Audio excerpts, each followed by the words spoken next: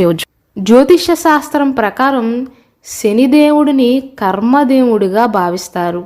అంటే మనం చేసిన పనులన్నిటికీ కూడా కర్మ ఫలితాలను అందించేటువంటి దేవుడు.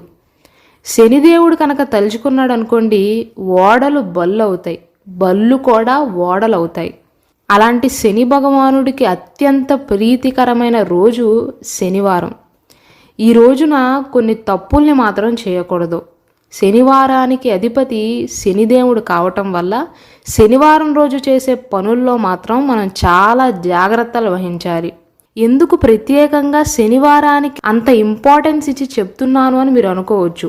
ఎందుకు అంటే సహజంగా శని పేరు వింటేనే అందరం కూడా భయపడుతూ ఉంటాం.